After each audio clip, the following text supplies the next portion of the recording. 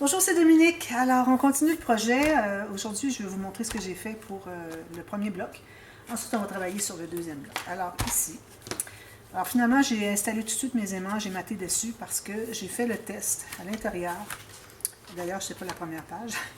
Avec des papiers que j'ai mis, tout plein de papiers à l'intérieur. Et puis ici, puis ça fermait très bien. Alors, pas de problème. Alors, quand vous faites le test, vous mettez des papiers plus épais que ce que les photos prendront. Puis à ce moment-là, ben, ça veut dire que vous allez correct, malgré les photos, ça va pas trop ajouter. Alors voilà, c'est ce que j'ai fait. Alors ici, ben, j'ai rien fait pour le moment, je vais mettre une décoration. Ici, j'ai fait une petite fente. Alors il va falloir que je prévoie une petite carte, quelque chose comme ça. J'ai lu avec le sofa, avec le fauteuil plutôt. Et puis, ça ouvre comme ceci, j'ai des espaces en serre. Je ne mets pas de cartes parce que si je mets des cartes, ça va ajouter excusez, ça va trop ajouter d'épaisseur. Puis même si je n'ai pas maté, je n'ai maté que les bandes de collage. Alors les gens arrivent avec leurs photos, ou bien elle arrive ici, ou bien elle empiète, il n'y a pas de problème. Puis, alors parce que ça va ici. Alors, on va garder ici tout ça avec le plus d'espace possible pour les photos. Il faut toujours penser aux photos. Ici, je n'ai pas terminé de mater parce que bon, j'attendais d'avoir plus de chutes. J'avais quelques chutes de ça. J'ai dit, ben, je vais prendre pour ça ici aussi. Et puis, plus tard, je vais terminer le reste. Alors voilà, ça c'est notre première page. C'est-à-dire c'est la deuxième. La première, c'est celle-ci. Alors, j'ai fait la petite carte comme ceci. Alors, dépendamment de la largeur que vous avez, il faut prévoir que ça entre bien. Pas trop serré parce que sinon, on arrive en bas puis on n'a pas d'espace pour que ça entre parce qu'on n'a pas de gousset ici. Alors, une petite carte pour mettre deux photos. C'est tout. J'ai pas fait de cahier cousu, rien de ça parce que ça n'aurait pas entré ici. D'ailleurs, il faudrait que j'ajoute un petit peu de colle ici, je pense. Alors, ça n'aurait pas rentré dans les pochettes. Si jamais vous voulez mettre un petit cahier avec soit du papier à écrire ou une feuille pliée en deux ici pour ajouter les photos. Ça vous fait 6 photos plutôt que 2. Ben, il faudrait prévoir peut-être le mettre un petit peu plus loin pour que ça rentre bien, pour que ça soit trop serré sur les côtés. Alors ici, ben, je vais mettre des décorations plus tard aussi. J'ai mis ça juste pour le moment, c'est ce que j'ai mis. Et puis voilà, comme ceci. Puis ici, j'ai rien fait d'ailleurs. Je devrais faire quelque chose. Je l'ai oublié. Alors je vais faire ça plus tard. Vous allez le voir plus tard. Si vous voulez le voir tout de suite, allez dans la playlist, dans le descriptif, sous le nom de la chaîne, puis vous allez voir le dévoilement. Alors voilà. Alors là, il faut savoir qu'on a... Alors ça, c'est la page 1, page 2. Alors là, la prochaine page va se trouver être ici. Donc, il faut que je prévoie quelque chose qui n'accrochera pas ici. Alors, j'avais quelque chose que je voulais faire, mais je vais le faire de l'autre côté. Donc, en attendant, j'ai pensé que je pourrais faire les 3 pochettes avec les fiches de classement. Peut-être 2 même. Moi, je pense que je vais faire 2 plutôt. Parce que les pages ne sont pas très hautes. Hein. C'est un petit album, alors 2 fiches de classement, je crois que ça va suffire. J'en profite pour passer du papier ici que j'avais déchiré d'un autre projet. Ces deux-là. Parce que c'est lisse quand même. Alors la fiche va bien entrer à l'intérieur. Alors j'ai 2 bandes, 5 cm de haut. La largeur, j'ai tout simplement la largeur de la page maximum. Alors vous faites 1 mm de moins, pas de problème. Puis vous faites un gousset quand même au moins de 1,2 cm parce qu'on a un petit triangle à faire à l'intérieur. Question de donner plus de possibilités d'entrer des choses dans les fiches de classement. Alors, j'aime bien mettre un petit gousset. Alors, j'en ai 2 comme ça, même format. Alors là, ce que je vais faire, c'est que je vais faire dans votre sens pour une fois. Alors ici, moi, je me suis tracé une ligne au crayon feutre pour que je puisse aligner quand j'ai besoin. Alors ici, moi, ce que je fais, c'est que, bien, premièrement, vous faites les lignes de pliure vis-à-vis vos marques. Une fois que c'est fait, là, vous avez besoin de faire une autre ligne ici. Donc, à partir du bas ici, sur votre ligne de pliure, vous allez tourner un petit peu comme ça.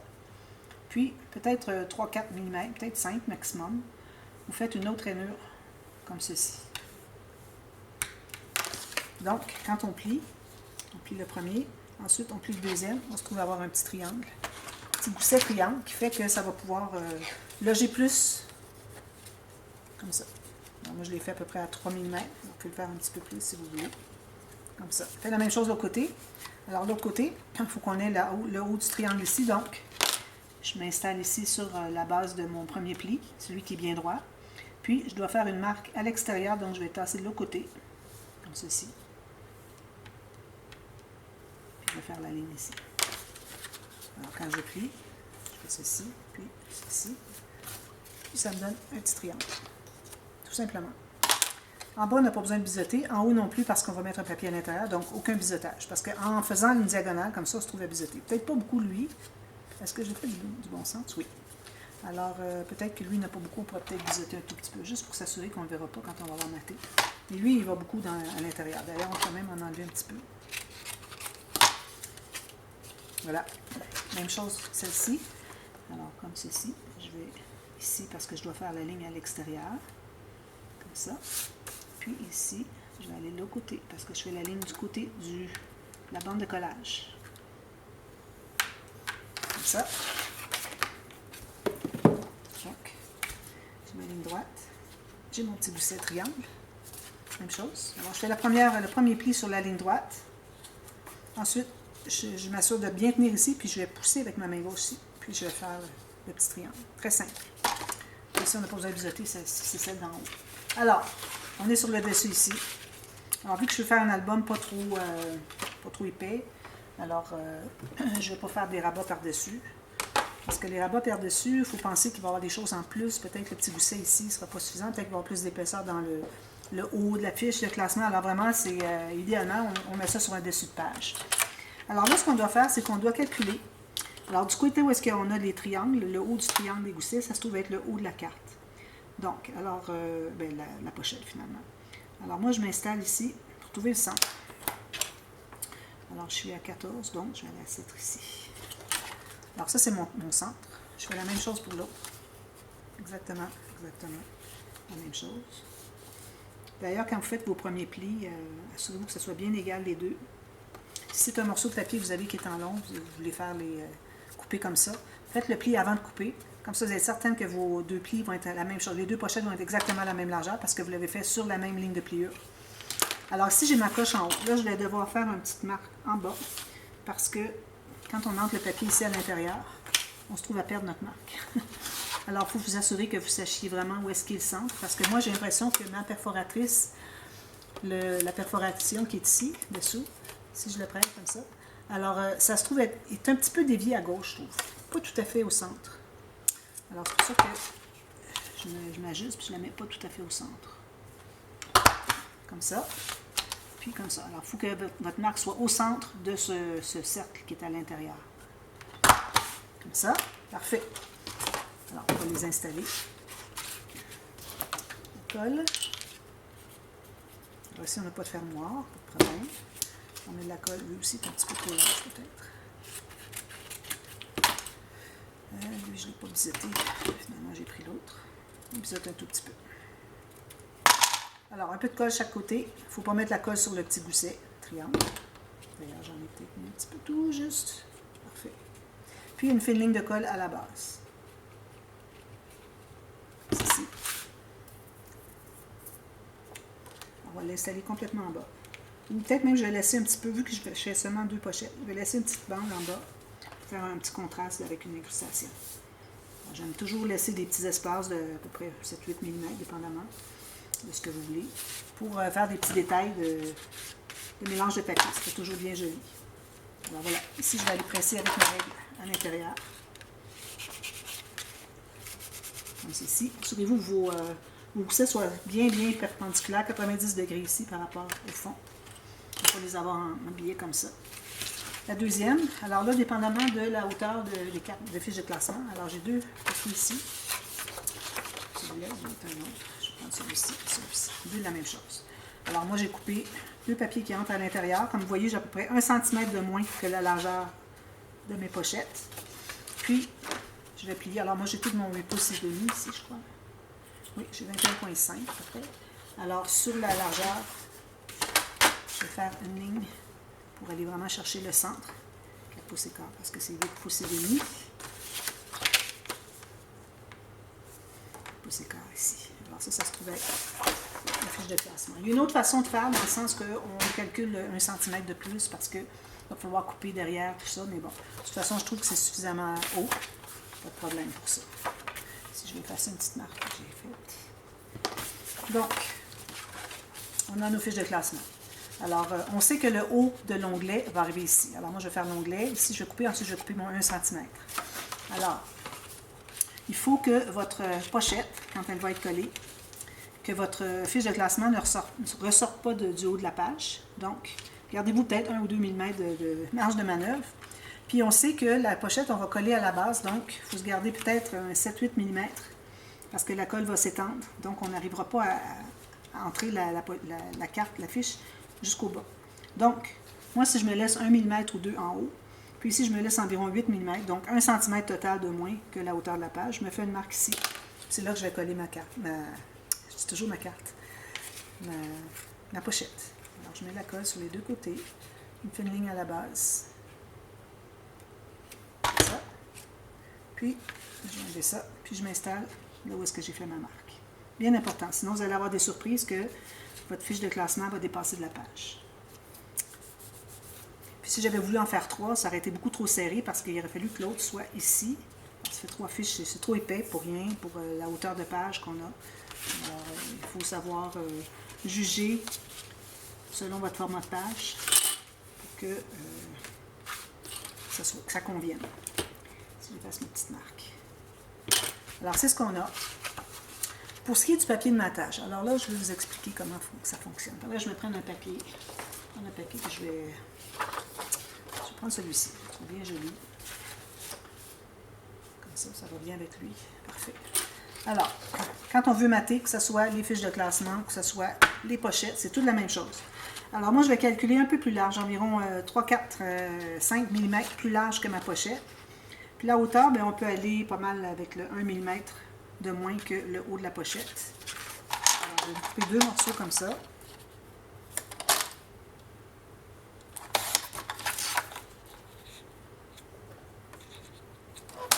Ici, comme ceci.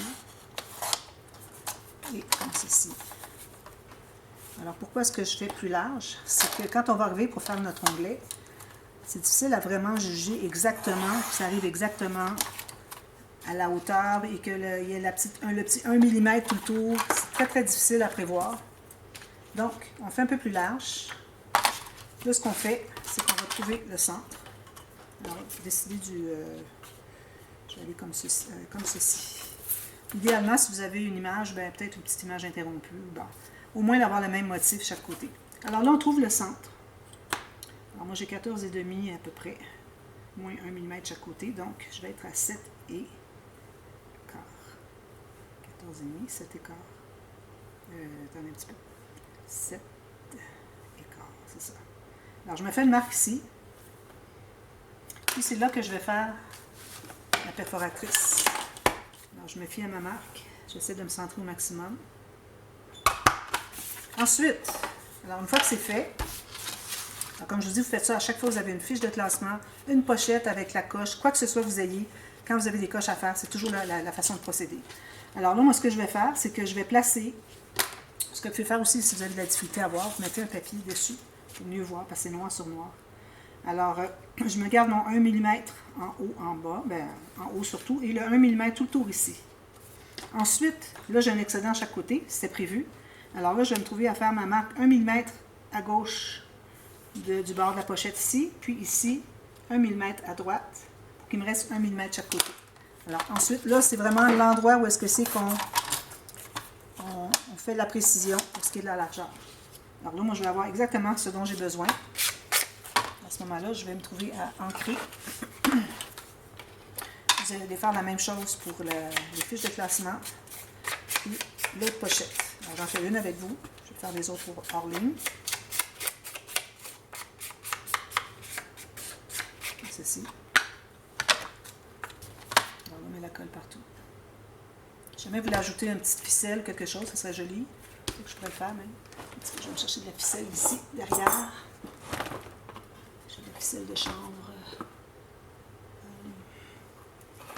La ficelle de chanvre. Attendez un petit peu. Je vais vous montrer.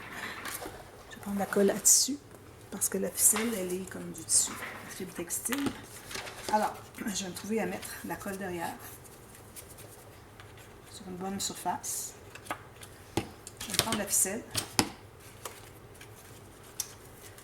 trouver le dessus. Alors, je vais commencer derrière ici. Je vais l'installer à un endroit comme ceci.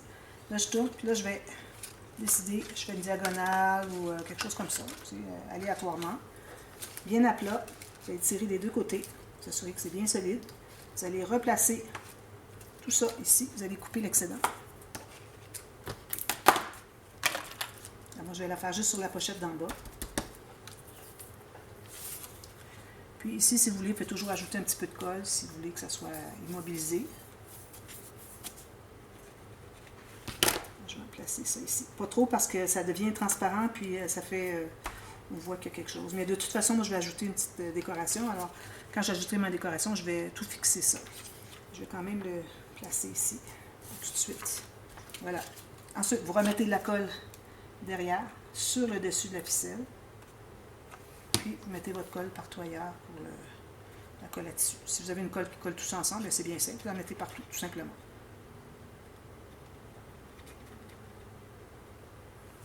Puis là, je vais pouvoir... Alors, vous gardez votre petit papier contrastant pour bien voir, sinon on fait une erreur, c'est certain. Puis, je me place avec mon 1 mm tout autour, comme je veux, comme j'avais calculé. C'est parfait. Là, je vais pouvoir presser. Attention, on a des goussets sur les côtés. Alors, je vais presser au centre ici, mais quand j'arrive sur les goussets, je vais mettre ma règle. Je n'ai plus besoin de ça. Excusez. Je vais mettre ma règle ici. Puis ici.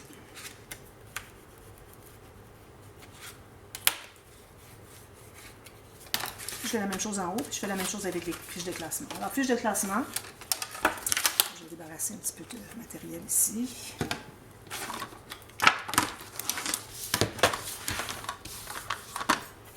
Alors, vu que je ne fais que 2 onglets, parce que j'ai 2 cartes, si j'en avais 3, je ferais un onglet à gauche, au centre et à droite. Mais j'en fais une à gauche et une à droite. Alors, je commence par perforer le côté ici. Ensuite, alors là, je sais que j'ai comme largeur 12,5, donc je vais aller à 6 et... Je pourrais aller à 6,5. Oui, il faut que ce soit un petit peu plus large, parce que sinon vous allez avoir une grosse différence, ça va faire ça. Il faut que ça fasse ça comme ça, les deux croisés. Alors, je vais aller à 6,5 facilement, même 6 3/4. Je vais mettre deuxième. Voilà. Alors ça, on garde. Lui, on l'enlève. Vous savez, quand on enlève des petites couches comme ça, il faut faire attention quand on arrive vis-à-vis le creux. Alors là, il faut retenir notre lame parce que sinon, ça va passer tout droit. Là, ben, je l'égalise. Alors, j'ai ceci. Là, je vais enlever ce qui reste ici. Alors, je vais me faire une marque crayon. Ici.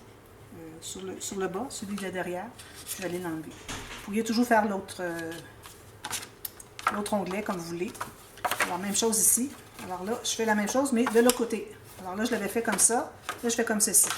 Alors, je fais exactement la même chose que je viens de faire. Alors, ici au centre. Puis ensuite, j'étais à 6 3/4. Voilà. Alors, je garde celle-ci. J'enlève celle-ci. Je finis ça au ciseau parce que c'est jamais bien... on n'arrive jamais vraiment égal avec le creux. Puis en même temps, ben, ça sable un peu. Alors voilà. On a nos 2 fiches de classement. Alors, une va aller ici, une va aller ici. Puis encore là, pour le matage, vous allez faire la même chose qu'on a fait ici. Alors, vous calculez plus large. Vous allez faire le côté ici. Ensuite, vous calculez lui. Et puis, alors vous allez calculer finalement le papier pour qu'il soit... Vous dites, je le fais plus large. Alors, vous allez faire une marque en ayant un peu plus large à gauche et à droite. Okay? Tentez de centrer. Faites une marque ici dans le creux. Vous la faites plus bas. Alors, si vous faites votre poinçon là, il y a des bonnes chances qu'il arrive égal là. Parce que c'est là qu'il y a le creux. Puis, on fait la même chose en haut. Puis, on marque tout ça. Alors, c'est ça. Puis, il y a une chose que je voulais faire aussi, que j'avais dit que j'étais pour faire. Alors, je vais juste terminer celle que j'avais dit que j'étais pour faire couper le petit excédent derrière. Je vais le faire tout de suite. Puis là, ben moi, ce que je vais faire, c'est que je vais certainement... je vais arrondir les coins juste ronds, comme ça, tout simplement. Lui aussi. Comme ça. Ça donne ceci. Okay. Vous pouvez faire l'autre onglet comme ça si vous voulez, mais bon, si vous voulez, j'avais déjà fait un tuto, alors André va vous mettre en info le tuto express que j'avais fait pour comment calculer, pour faire les petites coches ici. Je pense qu'il était correct. Si vous ne voyez pas, c'est qu'il y avait un problème, quelque chose qui ne fonctionnait pas.